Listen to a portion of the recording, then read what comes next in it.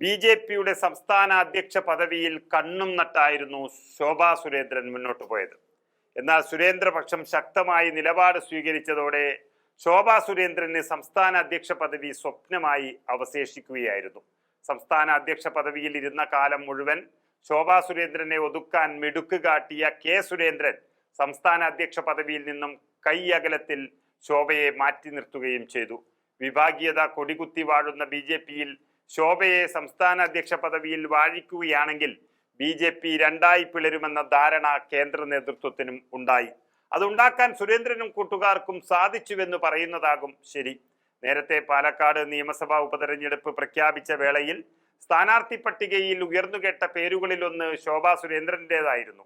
സീറ്റിനായി ശോഭ അവകാശം ഉന്നയിച്ചതിന് പിന്നാലെ തനിക്കും മത്സരിക്കാൻ താല്പര്യമുണ്ടെന്ന് പറഞ്ഞ് കെ സുരേന്ദ്രൻ രംഗത്ത് വരികയും ചെയ്തു. ഇതോടെ ശോഭയുടെ സാധ്യതകൾ ഇല്ലാതാക്കാൻ ഔദ്യോഗിക പക്ഷത്തിനും സാധിച്ചു.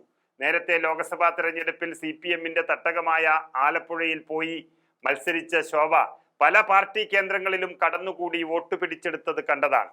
ബി.ജെ.പിക്ക് വലിയ അടിത്തറയില്ലാത്ത മണ്ഡലങ്ങളിൽ പോലും കരുത്ത് കാട്ടാൻ ശോഭയ്ക്ക് സാധിച്ചതുകൊണ്ട് പാലക്കാട് ശോഭ നല്ലൊരു ഓപ്ഷനാണെന്ന് ബി.ജെ.പി കരുതിയിരുന്നു.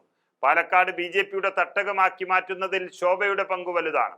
ഇവിടെ ബി.ജെ.പി ആദ്യമായി 2ാം സ്ഥാനത്ത് എത്തുന്നത് 2016-ലാണ്. അന്ന് ബി.ജെ.പിക്ക് വേണ്ടി മത്സരിച്ചതും ശോഭാ സുരേന്ദ്രനാണ്. 2011-ൽ ബി.ജെ.പിക്ക് പാലക്കാട് നിന്ന് കിട്ടിയത് 19.86% വോട്ടാണെങ്കിൽ 5 വർഷങ്ങൾക്കിപ്പുറം ശോഭ ഇറങ്ങിയതോടെ 10% വോട്ടാണ് അവിടെ ബി.ജെ.പിക്ക് അധികമായി കിട്ടിയത്. ഈ അടിത്തറയിൽ നിന്ന് പോരാടിയത് കൊണ്ട് കൂടെയാണ് ഇ ശ്രീധരന് കോൺഗ്രസിനെ വിറപ്പിക്കാൻ മണ്ഡലത്തിൽ സാധിച്ചത്. ഉപതെരഞ്ഞെടുപ്പിൽ അതുകൊണ്ട് തന്നെ ശോഭയെ ഇറക്കി പോരാട്ടം കടുപ്പിക്കണമെന്ന് ചില നേതാക്കൾ പറഞ്ഞുവെങ്കിലും ചെവിക്കൊള്ളാൻ സാധിക്കാതെ സുരേന്ദ്രപക്ഷം ശോഭയെ തഴയുകയാണ് ഉണ്ടായത്.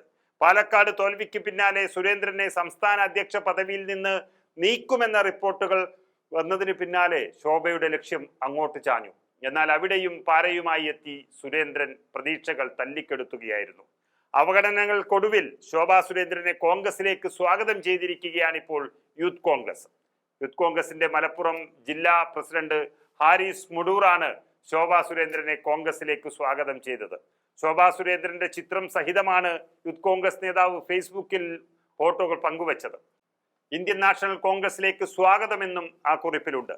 ബി.ജെ.പിയുടെ സംസ്ഥാന അധ്യക്ഷ സ്ഥാനത്തേക്ക് ശോഭാ സുരേന്ദ്രന്റെ പേര് ഉയർന്നു വന്നിരുന്നുവെങ്കിലും മുൻ കേന്ദ്രമന്ത്രി രാജീവ് ചന്ദ്രശേഖരന്റെ പേരാണ് അവസാനം ധാരണയായത്.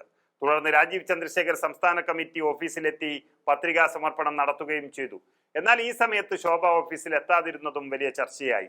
കാർ എത്താൻ വൈകിയത് കൊണ്ടാണ് പത്രികാ സമർപ്പണ സമയത്ത് ഓഫീസിൽ എത്താൻ സാധിക്കാതിരുന്നത് എന്നാണ് ബി.ജെ.പിയുടെ സംസ്ഥാന ഉപാധ്യക്ഷ കൂടിയായ ശോഭ നൽകിയ വിശദീകരണം. എന്തായാലും ബി.ജെ.പി വിടുമോ, മറ്റു പാർട്ടികൾക്ക് ചേക്കേറുമോ എന്നെല്ലാമുള്ള ചോദ്യങ്ങൾക്ക് മറുപടി നൽകേണ്ട ശോഭാ സുരേന്ദ്രനാണ്. അതിനായുള്ള കാത്തിരിപ്പിലാണ് രാഷ്ട്രീയ നിരീക്ഷകർ.